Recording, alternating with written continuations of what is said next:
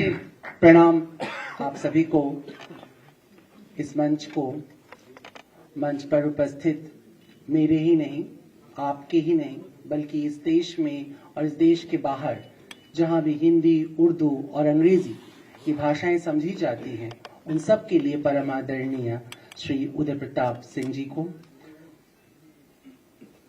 मंच पर उपस्थित शिवपाल जी जो कि एक लंबे समय से आप लोगों के साथ हैं, समाजवाद का परचम उठाए हुए चल रहे हैं, उन्हें भी मैं प्रणाम करता हूं। राजेंद्र चौधरी जी एक लंबे समय तक इस संस्थान, इस विचारधारा की सेवा से जुड़े हैं, आपको भी मैं प्रणाम करता हूं। और मैं प्रणाम करता हूं मंच पर उपस्थित आज के हमारे मुख्य अतिथि और आप सबके नेता और इस देश के भविष्य और बेहद जिसे हम कह सकते हैं क्रांति से भरे हुए, लेकिन उसके साथ साथ एक बौद्धिकता और एक समझ और एक शालीनता जो धीरे धीरे राजनीति से अब पूरी तरह से खत्म हो रही है, उसका भी प्रतिनिधित्व कर रहे हैं कि भारतीय राजनीति में बहुत कम लोग हैं जिन्हें हम स्कॉलर कह सकते हैं, जेंटलमैन कह सकते हैं, स्टेट्समैन कह सकते हैं, ऐसे माननीय श्री अखिलेश यादव जी का। मैं आज ये कार्यक्रम चिरागे दर ये हम लोग कई वर्षों से लगातार देते आए हैं, जिसमें देश के बहुत ख्याति लब्ध लोगों को हमने ये सम्मान किया है बनारस से। यूं तो हमेशा ये बनारस में ही कार्यक्रम होता रहा है, लेकिन चूंकि मौसम थोड़ा प्रतिकूल था उदय जी के, इसलिए इस कार्यक्रम को लखनऊ में रखा गया और मैं बहुत शुक्रगुजार हूं माननीय अखिलेश यादव जी का कि उन्होंने ये सारी व्यवस्था अपने प्रिय आदरणीय श्री उदय प्रताप सिंह जी के लिए की हैं। और आप सबको भी मैं धन्यवाद करता हूं कि आप लोग इसमें उपस्थित हुए हैं। मिर्जा गालिब एक बहुत बड़े शायर हुए, आप सभी जानते हैं। पूछते हैं वो कि गालिब कौन है, कोई बतलाए कि हम बतलाएं क्या।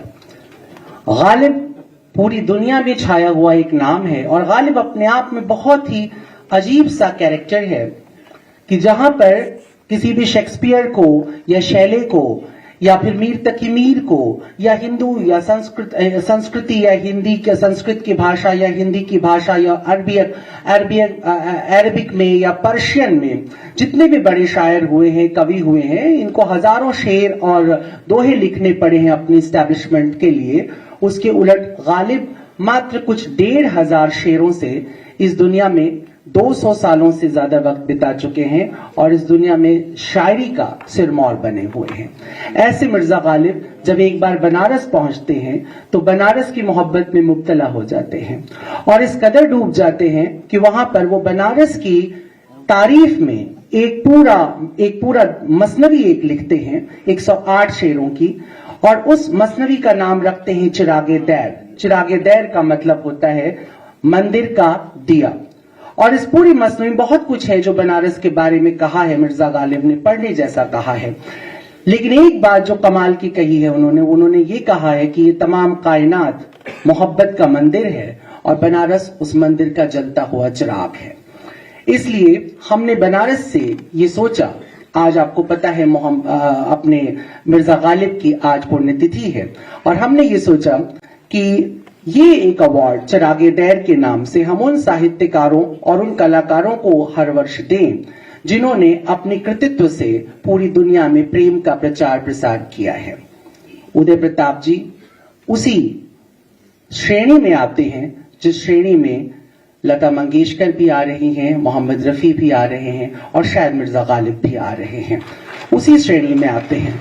ये बहुत, और एक बात और मैं कहूंगा इसके बाद जो आपको समझनी होगी कि उन सबसे ज्यादा मुश्किल रास्तों से भी चल करके आ रहे हैं, क्योंकि उन सभी मैं महानता का कोई महानता की तुलना नहीं कर रहा हूं, लेकिन उन सब ने केवल अपने अपने क्षेत्रों में काम किया और ऐसे क्षेत्र में रह करके साहित्य और कला की सेवा की जो वस्तुतः साहित्य और कला के लिए ही बना था।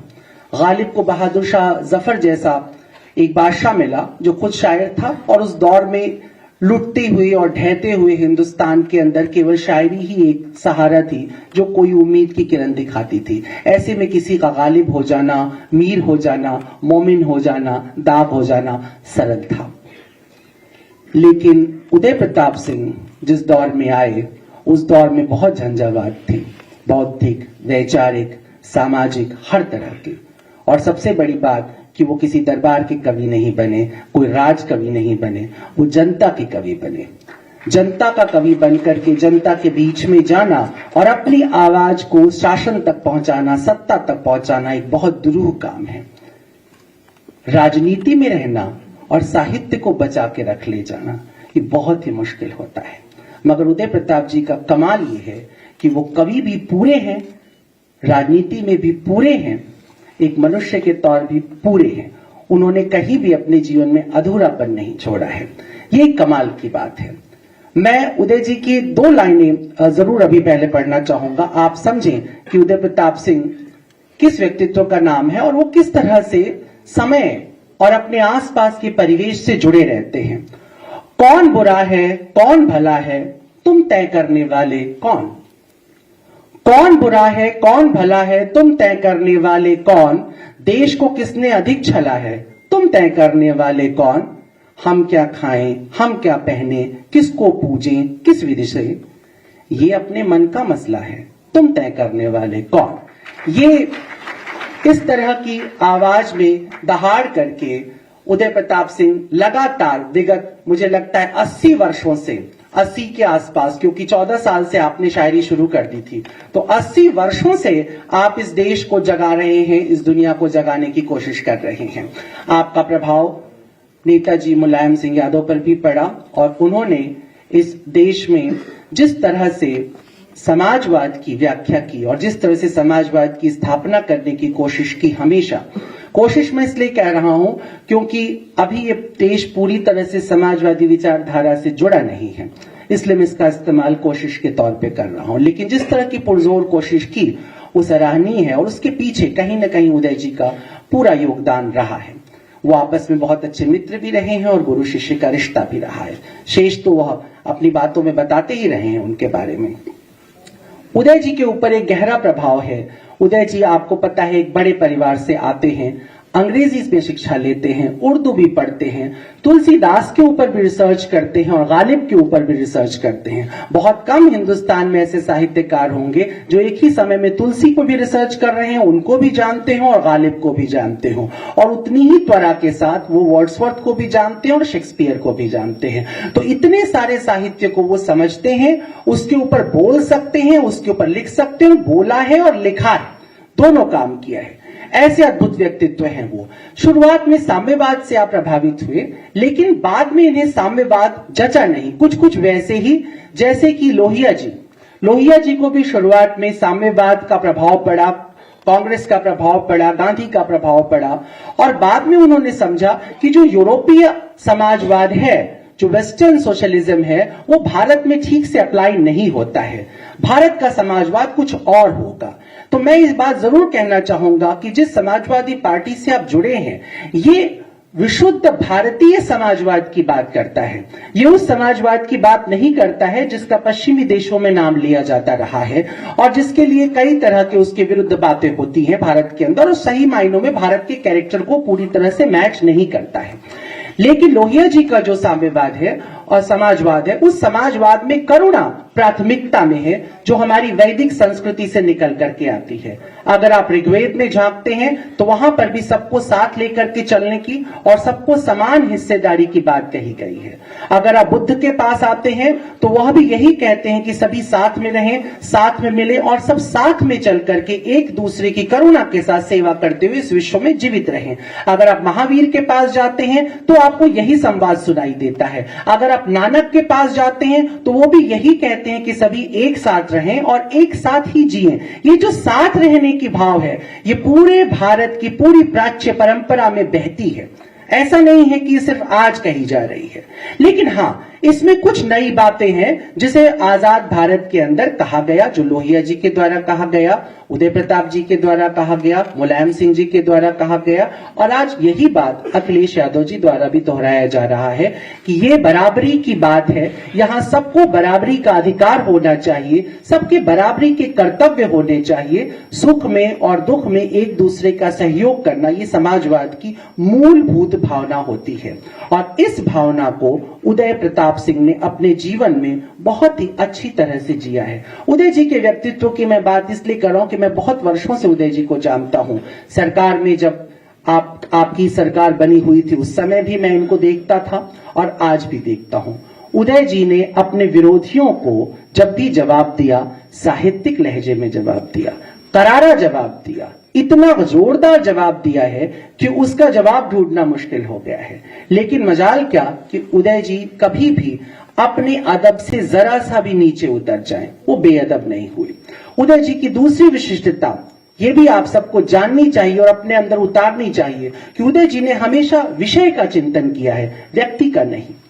ओछी राजनीति व्यक्तियों पर बात करती है, व्यक्ति का समर्थन करती है, व्यक्ति का विरोध करती है। जो सामान्य दर्जे की राजनीति होती है वो व्यवस्था के साथ होती है, या तो व्यवस्था के समर्थन में होती है या व्यवस्था के विरोध में होती है।